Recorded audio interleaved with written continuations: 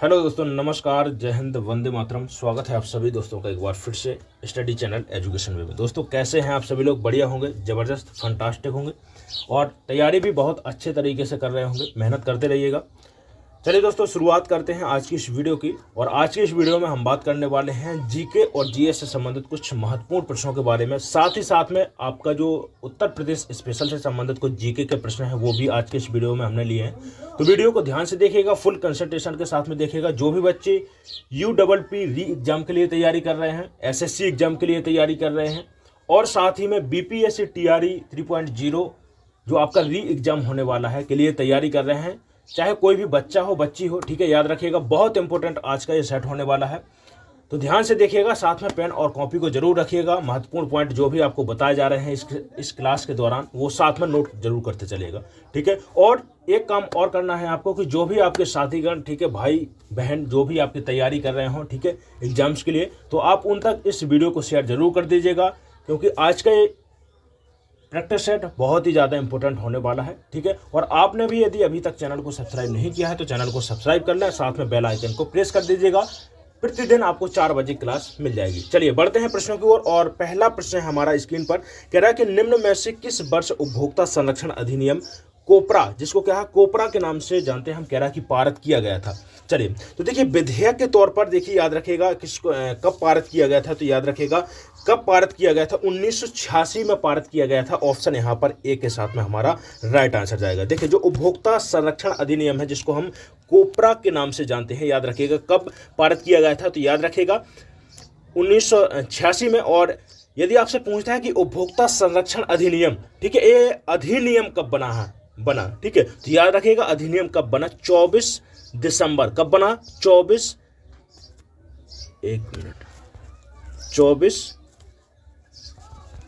दिसंबर, ठीक है, 1986 को। कब बना? 24 दिसंबर 1986 को। और इसी कारण से 24 दिसंबर को क्या मनाया जाता है? उपभोक्ता संरक्षण दिवस के रूप में हम मनाते हैं, ठीक है, याद रखिएगा, क्योंकि उपभोक्ता संरक्षण दिवस भी पूछ लिया जाता है और पूछा गया है एग्जाम्स में, इसको आपको याद रखना है। चलिए बढ़ते हैं दूसरे प्रश्न की ओर। और आज का ये प्रैक्टिस सेट बहुत ही इंपॉर्टेंट है।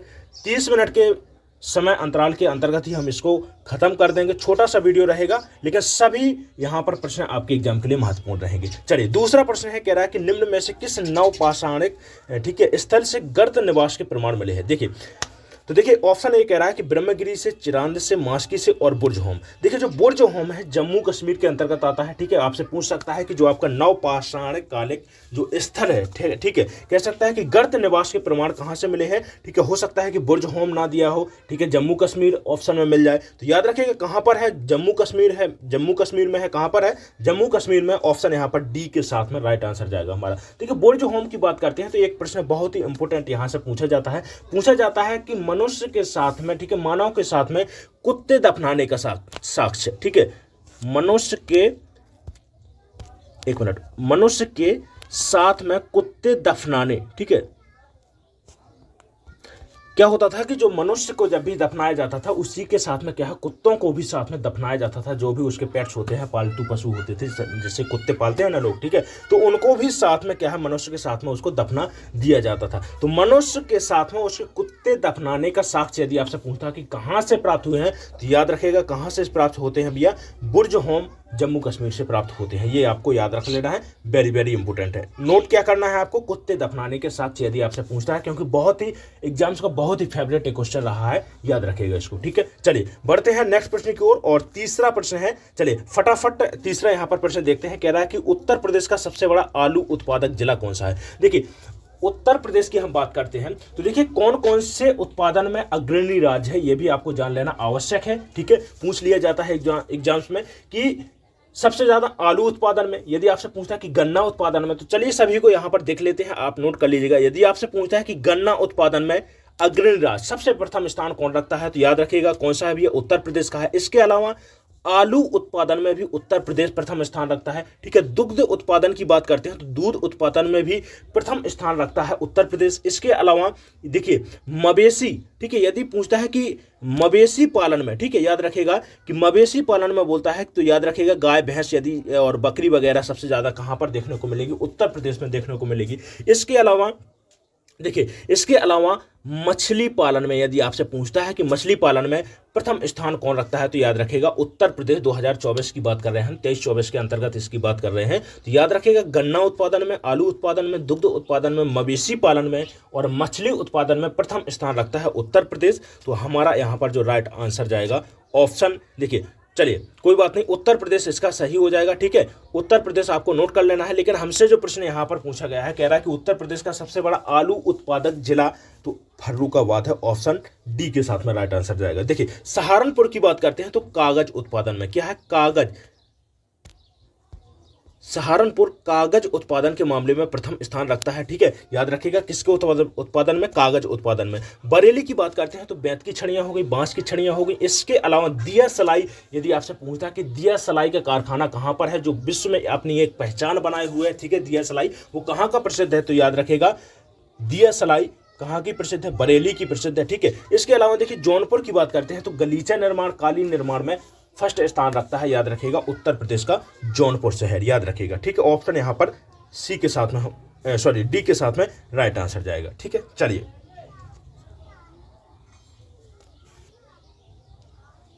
नेक्स्ट प्रश्न, अगला प्रश्न है निम्नलिखित में से कौन सी विद्युत चुम्बकीय तरंगों का सर्वाधिक तरंगदैर्घ्य होता है। ठीक है, सबसे ज्यादा तरंगदैर्घ्य किसका होता है, पराबैंगनी किरणों का, सूर्य की रोशनी का होता है, गामा किरण का होता है और अवरक्त जो किरणें होती हैं उसका होता है। यही हमारा राइट आंसर जाएगा। देखिए सबसे ज्यादा कौन सी कह रहा है कि विद्युत चुम्बकीय तरंग है जिसका सबसे अधिक तरंगदैर्घ्य होता है, अवरक्त किरण का होता है, ऑप्शन डी के साथ में राइट आंसर जाएगा। ठीक है, देखिए पराबैंगनी किरण, देखिए एक प्रश्न पूछ लिया जाता है कि पराबैंगनी, हानिकारक पराबैंगनी किरण, तो देखिए जो सी टाइप की जो पराबैंगनी किरण होती है वो सबसे, सॉरी गामा, जो आपकी अल्फा बीटा गामा होती है, ठीक है, तो जो गामा होती है वो सबसे ज्यादा खतरनाक पराबैंगनी किरण मानी जाती है। और जो हानिकारक जो पराबैंगनी किरणें होती हैं, इसी को रोकने के लिए जो हमारी ओजोन परत है वो, ठीक है, वायुमंडल जो समताप मंडल है उसमें एक परत है, ठीक है, वायु की, जिसको हम क्या बोलते हैं, ओजोन परत के नाम से जानते हैं, जो हानिकारक पराबैंगनी किरणें जो पृथ्वी पर आती हैं उसको आने से रोकती हैं। ठीक है, ये भी आपको याद रख लेना है। चलिए अगला प्रश्न है, कह रहा है कि विश्व में मोटे अनाज का सबसे बड़ा उत्पादक देश, तो देखिए सबसे बड़ा मोटे अनाजों की श्रेणी की बात करते हैं, मोटे अनाज समझते हैं, मोटे अनाजों की बात करते हैं तो देखिए जैसे मक्का हो गया, ज्वार हो गया, बाजरा हो गया, जौ हो गया, ये सभी किसके अंतर्गत आते हैं, मोटे अनाज के अंतर्गत रखे गए हैं। ठीक है, तो मोटे अनाज की बात करते हैं कि कह रहा है कि सबसे बड़ा उत्पादक राज्य की बात कर लेते हैं, तो सबसे बड़ा उत्पादक राज्य भारत है। ठीक है, कौन है, भारत है। और देखिए 2023 एक प्रश्न बहुत ही ज्यादा इंपॉर्टेंट यहां से पूछ लिया जाता है कि देखिए 2023 को कौन सा वर्ष कहा गया है, तो याद रखिएगा 2023 को मोटे अनाजों का अंतर्राष्ट्रीय वर्ष के रूप में हम जानते हैं। याद रखिएगा 2023 जो रहा है समय, याद रखिएगा किसको, 2023 को। और पूछ सकता है कि किसकी सिफारिश पर 2023 को, ठीक है, मोटे अनाजों का वर्ष कहा गया है, तो याद रखिएगा भारत की सिफारिश पर ही इसको मोटे अनाजों का वर्ष कहा गया है। तो याद रखिएगा किसको कहा गया है, 2023 को, option C is the right answer. चलिए अगला प्रश्न, पीपीपी, ठीक है, ट्रिपल पी कह रहा है कि के आधार पर भारत का स्थान क्या रहा है। चलिए कह रहा है कि चौथा स्थान है, 9वां स्थान है, 7वां है और तीसरा है। तो देखिए पीपीपी के आधार पर जो भारत का स्थान रहा है वो कौन सा है, ये तीसरा स्थान रहा है। ठीक है, ऑप्शन डी यहाँ पर हमारा राइट आंसर हो जाएगा। सभी यहाँ पर पॉइंट को आपको क्या करना है, वन लाइनर के रूप में यहाँ पर कंप्लीट करते चलिएगा और जब भी एग्जाम हो एक नजर इन पर डाल के जाइएगा, जरूर आपको एग्जाम में ये प्रश्न देखने को मिल सकते हैं। ठीक है, चलिए नेक्स्ट प्रश्न है, कह रहा है कि भारत में किस राज्य की समुद्री तट रेखा सबसे लंबी है। तो सबसे लंबी तट रेखा और सबसे छोटी तट रेखा यदि आपसे पूछता है तो याद रखिएगा, देखिए तो सबसे लंबी तट रेखा किसकी है, गुजरात की है। और यदि आपसे पूछता है कि सबसे छोटी तट रेखा किसकी है, तो गोवा की है। याद रखिएगा सबसे छोटी तट रेखा गोवा की, सबसे लंबी तट रेखा किसकी है, गुजरात की है। ऑप्शन सी हमारा यहां पर राइट आंसर हो जाएगा। ठीक है, चलिए नेक्स्ट प्रश्न, चलिए अगला प्रश्न है, कह रहा है कि नाइटिंगेल ऑफ इंडिया या फिर क्या बोलते हैं कि भारत कोकिला, क्या बोलते हैं, भारत कोकिला। ठीक है, पूछा गया प्रश्न है कि भारत कोकिला के नाम से किसको जाना जाता है। चलिए तो देखिए किसको जाना जाता है, सरोजिनी नायडू को जाना जाता है। सी के साथ में हमारा राइट आंसर हो जाएगा। ठीक है, सरोजिनी नायडू की बात करते हैं तो देखिए भारत और साथ ही साथ में देखिए उत्तर प्रदेश की प्रथम राज्यपाल के रूप में हम इनको जानते हैं, ये भी आपको याद रख लेना है। ठीक है, इन्होंने एक कथन है इनका जो कहा गया था कि जो राज्यपाल होता है एक सोने की चिड़िया की तरह होता है, याद रखिएगा। ठीक है, तो ऑप्शन यहां पर सी राइट आंसर हो जाएगा, सरोजिनी नायडू। ठीक है, भारत की और उत्तर प्रदेश की प्रथम राज्यपाल रही हैं। ठीक है, भारत कोकिला किसको कहा जाता है? नाइटिंगेल ऑफ इंडिया के नाम से किसको पुकारा जाता है? सरोजिनी नायडू को जाना जाता है। नेक्स्ट क्वेश्चन, अगला प्रश्न है, कह रहा है कि सिराजुद्दौला के साथ अंग्रेजों ने की थी, कौन सी संधि की थी ये बताना है। अलीनगर की संधि की थी, बीजापुर की संधि, मगध की, और कह रहा है कि उपयुक्त में से कोई भी नहीं होगा। चलिए, तो देखिए सिराजुद्दौला के साथ में, तो देखिए एक आपको युद्ध याद रखना है, प्लासी का युद्ध है। कौन सा युद्ध है? प्लासी का युद्ध। इसको क्या जानते हैं हम? प्लासी के युद्ध के रूप में जानते हैं। ठीक है, पूछ सकता है कि कब हुआ था, तो याद रखिएगा 23 जून 1757 में। ठीक है, प्लासी का युद्ध हुआ था। और ठीक है, किस किस के मध्य में हुआ था? अंग्रेज, जिसका नेतृत्व कर रहे थे रॉबर्ट क्लाइव, और बंगाल के नवाब जो सिराजुद्दौला थे उनके मध्य में ये युद्ध हुआ था, याद रखिएगा। ठीक है, जिसमें जीत अंग्रेजों की हुई थी, ये भी आपको याद रख लेना है। तो किसकी संधि हुई थी? तो याद रखिएगा अलीनगर की संधि हुई थी। ठीक है, option A will be right answer हो जाएगा। ठीक है, चलिए अगला प्रश्न, नेक्स्ट प्रश्न है, कह रहा है कि निम्नलिखित में से प्राथमिक क्षेत्र किसे कहा जाता है? देखिए प्राथमिक क्षेत्र, देखिए तीन, इकोनॉमी की बात करते हैं तो इसको तीन क्षेत्रों के अंतर्गत बांटा गया है। एक तो होता है प्राथमिक क्षेत्र, दूसरा होता है सेकेंडरी हो गया, ठीक है, तीसरा ठीक है तृतीयक क्षेत्र के रूप में जानते हैं। ठीक है, तो प्राथमिक, द्वितीयक और तृतीयक क्षेत्र यहाँ पर तीन क्षेत्रों में बांटा गया है। देखिए प्राथमिक क्षेत्र की बात करते हैं तो प्राथमिक क्षेत्र के अंतर्गत कृषि हो गया, ठीक है, लकड़ी काटना हो गया, मछली पकड़ना हो गया, ठीक है, खनन आदि, ये किसके अंतर्गत आते हैं? प्राथमिक क्षेत्र के अंतर्गत आते हैं। तो हमारा जो सही आंसर हो जाएगा ऑप्शन ए यहाँ पर राइट आंसर हो जाएगा। ठीक है, औद्योगिक क्षेत्र की बात करते हैं, द्वितीयक क्षेत्र के अंतर्गत आता है औद्योगिकरण। तृतीयक जो क्षेत्र होता है वो आता है सेवा क्षेत्र के अंतर्गत आता है, जैसे बैंकिंग हो गया, बीमा हो गया, संचार हो गया, व्यापार वगैरह हो गया, ये किसके अंतर्गत आता है? तृतीयक क्षेत्र के अंतर्गत आता है। ठीक है, प्राथमिक क्षेत्र की बात कर लेते हैं तो कृषि हमारा यहाँ पर राइट आंसर जाएगा। चलिए नेक्स्ट प्रश्न है, कह रहा है कि रेशम और जरी के लिए प्रदेश का कौन सा जिला प्रसिद्ध है? ऑप्शन ए कह रहा है कि मुरादाबाद है, मेरठ है, इलाहाबाद है और वाराणसी है। ठीक है, चलिए तो देखिए रेशम और जरी के, जो जरी होती है, ठीक है, भूमि मापने के लिए इसका प्रयोग किया जाता है जरी का। ठीक है, तो कह रहा है कि रेशम और जरी के लिए प्रदेश का जिला कौन सा प्रसिद्ध है? वाराणसी है। ऑप्शन यहाँ पर डी राइट आंसर हो जाएगा। इलाहाबाद की बात करते हैं तो देखिए यदि आपसे पूछता है कि सबसे ज्यादा प्रदेश में सबसे ज्यादा तंबाकू का उत्पादन कहां पर होता है, तो याद रखिएगा इलाहाबाद में होता है। इलाहाबादी जो अमरूद होते हैं बहुत ज्यादा प्रसिद्ध हैं। ठीक है, यदि आपसे पूछता है कि सबसे ज्यादा मात्रा में उत्तर प्रदेश में और अच्छी क्वालिटी के अमरूद कहां पर मिलते हैं, तो याद रखिएगा इलाहाबाद के हैं। ठीक है, मेरठ को क्रांति नगर, खेल नगरी, याद रखिएगा क्रांति नगर, क्योंकि देखिए जो 1857 की क्रांति थी, ठीक है, 31 मई से शुरू होनी थी, लेकिन कब शुरू हो गई थी? समय के पहले ही शुरू हो गई थी। और इसी कारण से जो 1857 का जो क्रांति रही है वो क्या है, कब शुरू हुई थी? 10 मई को शुरू हो गई थी। ठीक है, 10 मई को शुरू हो गई थी। ठीक है, चलिए मुरादाबाद पीतल के बर्तन के लिए फेमस है। ठीक है, तो ऑप्शन यहां पर जो हमारा सही जाएगा वाराणसी राइट आंसर हो जाएगा। चलिए अगला प्रश्न है, कह रहा है कि अप्राकृतिक रूप से फलों को पकाने के लिए किस गैस का प्रयोग किया जाता है? चलिए देखिए अप्राकृतिक रूप से किस गैस का प्रयोग करते हैं, तो इथाइलिन जो होता है, ठीक है, जो इथाइलिन होता है इसको अप्राकृतिक रूप से फलों को पकाने के लिए, ठीक है, प्रयोग किया जाता है। जो इथाइलिन होता है एक हार्मोन्स होता है। क्या होता है? एक हार्मोन्स के तौर पर इसका प्रयोग किया जाता है। ठीक है, चलिए तो ऑप्शन ए सही आंसर जाएगा। चलिए अगला प्रश्न है, कह रहा है कि भूकंप में धरातलीय तरंगें होती हैं। कह रहा है कि प्राथमिक तरंगें, गौण तरंगें और एल तरंगें, और डी ऑप्शन कह रहा है कि प्राथमिक और गौण तरंगें होती हैं। तो देखिए भूकंप में धरातलीय जो तरंगें होती हैं एल तरंगों को बोलते हैं, या फिर सतही, क्या है, सतही तरंग के रूप में भी इसको जानते हैं। ठीक है, प्राथमिक तरंग को हम पी तरंग है, और जो गौण तरंग है इसको एस तरंग है, और जो एल तरंग होती है इसको सतही तरंग या धरातलीय तरंग बोलते हैं। देखिए जो एल टाइप की जो तरंगें होती हैं, जो धरातलीय तरंगें होती हैं, सबसे ज़्यादा विनाशकारी होती हैं। तो ये भी याद रखिएगा, पूछ सकता है कि विनाशकारी तरंग किसको कहा जाता है, तो जो एल टाइप तरंग होती है उसको क्या बोलते हैं? धरातलीय तरंगें बोलते हैं। चलिए नेक्स्ट क्वेश्चन, सन 1857 के निम्नलिखित नेताओं में से किसने सबसे पहले अपना बलिदान दिया था? कह रहा है कि कुंवर सिंह ने। कुंवर सिंह की बात कर लेते हैं तो कुंवर सिंह देखिए जो आपका पूर्वी उत्तर प्रदेश और साथ ही साथ बिहार में इनके द्वारा 1857 की क्रांति का नेतृत्व किया गया था, यह भी आपको याद रख लेना है। तात्या टोपे की बात करते हैं तो तात्या टोपे के द्वारा देखिए जो कानपुर वाला आपका क्षेत्र है यहाँ पर, ठीक है, रानी लक्ष्मीबाई, ठीक है, रानी लक्ष्मीबाई की बात करते हैं तो झांसी में इनके द्वारा नेतृत्व किया गया था, ठीक है। मंगल पांडे, देखिए मंगल पांडे इंपोर्टेंट है, याद रखिएगा, आपसे पूछ सकता है कि देखिए किस रेजिडेंट से थे, ठीक है, तो याद रखिएगा बंगाल इन्फेंट्री जो 34वां रेजिडेंट था, कौन सा 34वां रेजिडेंट से मंगल जो पांडे थे वो बिलोंग करते थे, याद रखिएगा, ठीक है, याद रखिएगा। और इनको क्या है, चर्बी वाले जो सबसे पहले क्रांति शुरू हुई थी, किस कारण से, चर्बी लगे जो कारतूस होते थे गाय के चर्बी वाले, उनको मुंह से काटने के लिए कहा गया था मंगल पांडे को, और इसी कारण से इन्होंने क्या है विद्रोह शुरू कर दिया था। तो याद रखिएगा इनको 8 अप्रैल क्या है, 8 अप्रैल 1857 को 8 अप्रैल 1857 को क्या है इनको फांसी दे दी गई थी, ये भी आपको याद रख लेना है। तो ऑप्शन डी यहाँ पर हमारा राइट आंसर हो जाएगा। सबसे पहले बलिदान किसने दिया था, मंगल पांडे ने दिया था। चलिए नेक्स्ट प्रश्न है, समतल दर्पण द्वारा बना प्रतिबिंब, जो समतल दर्पण होता है किस प्रकार का प्रतिबिंब बनता है, तो देखिए कैसा बनता है, सीधा और आभासी बनता है, वास्तविक नहीं बनता है, याद रखिएगा कैसा बनता है, सीधा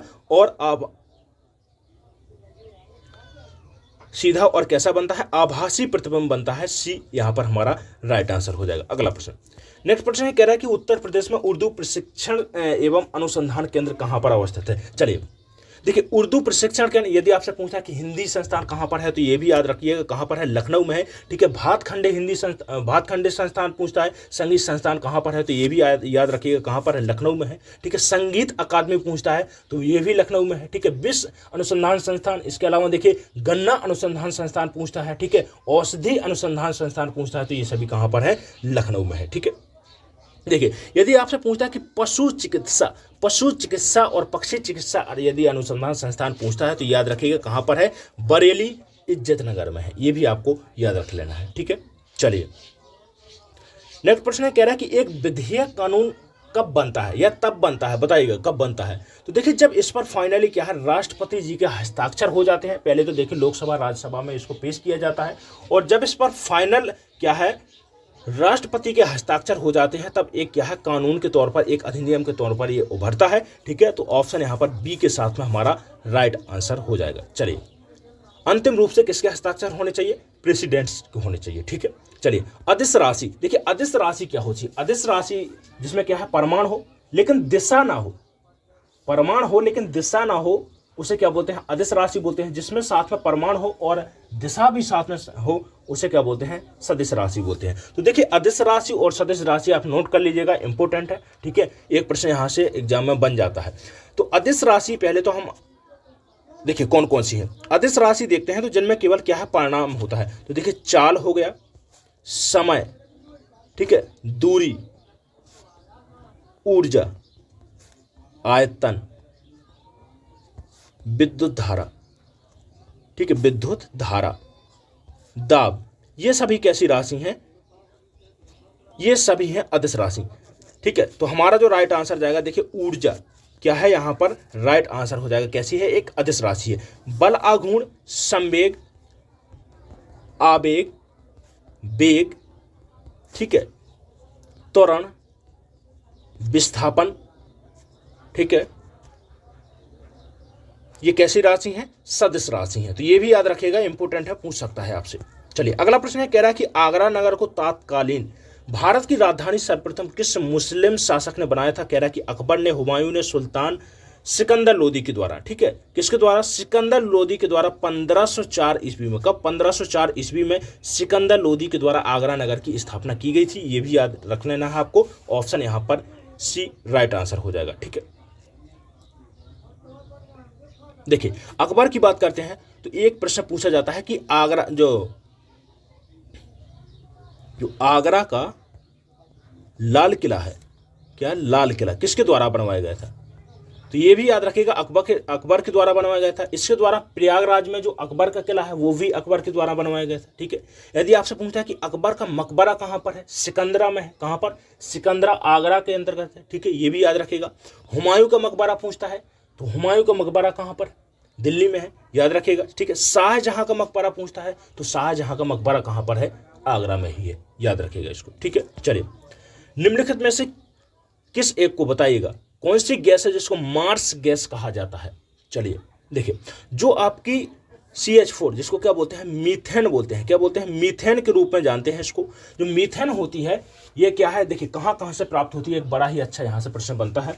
मीथेन होती है कहाँ कहाँ से प्राप्त होती है, एक तो होती है पशुओं की जुगाली करने से, क्या है, पशुओं की जुगाली करते हैं ना, जो मुँह चलाते रहते हैं, ठीक है, पशुओं की जुगाली से। एक प्रश्न पूछता है कि जो पशुओं का जो रूमेन होता है, ठीक है, जो आमाशय एक होता है, देखिए 4 टाइप का आमाशय होता है, ठीक है, पशुओं में। वो कह रहा है कि पशुओं का जो रूमेन होता है उसमें कौन सी गैस पाई जाती है। देखिए आपसे प्रश्न पूछ सकता है, इंपॉर्टेंट है, तो ये नोट कर लीजिएगा। पशुओं का जो रूमेन होता है उसमें कौन सी गैस होती है, मीथेन गैस होती है। इसके अलावा देखिए दलदल जो भूमि होती है, जो आर्द्र भूमि वाला क्षेत्र होता है, ठीक है, जैसे खासतौर से जो धान का खेत होता है वहाँ पर कौन सी गैस मिलेगी आपको, मीथेन गैस मिलेगी, ठीक है। तो याद रखिएगा कहाँ पर, पशुओं की जुगाली से जो दलदल वाला एरिया है वहाँ पर भी, ठीक है, धान के खेत में भी, ठीक है। ऑप्शन सी राइट आंसर हो जाएगा। देखिए CO की बात कर लेते हैं। तो देखिए जो CO है, ठीक है, कार्बन मोनोऑक्साइड, जो कार्बन मोनोऑक्साइड होती है इसको हम मीठे जहर के नाम से भी जानते हैं, ठीक है। चलिए देखिए जो क्या है, जो ईंधन के अपूर्ण दहन के कारण जो कार्बन मोनोऑक्साइड होती है कैसे प्राप्त होती है, अपूर्ण दहन के कारण। जो भी हम जलाते हैं, जैसे कोई सिगरेट पीता है, देखिए कल ही मैंने ये प्रश्न करवाया था कि जो सिगरेट होता है, सिगरेट के कौन कौन से घटक तत्व पाए जाते हैं, इसमें विषाक्त तत्व पाए जाते हैं। तो कौन कौन से होते हैं, एक तो कार्बन मोनोऑक्साइड होता है, साथ में बेंजीन होता है, ठीक है, जो मनुष्य के लिए हानिकारक होते हैं। नेक्स्ट प्रश्न कह रहा है कि गुणसूत्र में विभाजन ना होकर जो कोश का विभाजन होता है उसे क्या बोलते हैं, तो उससे कहा जाता है असूत्रीय विभाजन के नाम से जानते हैं, एमाइटोसिस के नाम से जाना जाता है। याद रखिएगा इसको, ठीक है। चलिए ये रहे आज के प्रश्न, और कमेंट करके जरूर बताइएगा आज का ये सेशन कैसा लगा है। अच्छा लगा हो तो एक लाइक जरूर कर दें वीडियो को, साथ में सभी दोस्तों के पास में इस वीडियो को शेयर कर दीजिएगा। BPSC exam, SSC exam, UP SSC का एग्जाम, MPPCS का एग्जाम हो, ठीक है। देखिए GK और GS है, हर एग्जाम से में पूछ लिया जाता है, तो आप बिल्कुल शेयर कर दीजिएगा वीडियो को। सभी प्रश्न महत्वपूर्ण हैं और कुछ प्रश्न ऐसे भी हैं जो बार बार रिपीट होते रहते हैं एग्जाम्स में, ठीक है। तो चलिए मिलते हैं इसके बाद में अगले वीडियो में। यदि आपने भी अभी तक चैनल को सब्सक्राइब नहीं किया है तो चैनल को सब्सक्राइब कर लें, साथ में बेल आइकन को प्रेस जरूर कर दीजिएगा। प्रतिदिन आपको 4 बजे तक क्लास मिल जाएगी, ठीक है। चलिए चैनल पर बने रहिएगा। चलिए मिलते हैं अगले वीडियो में, धन्यवाद।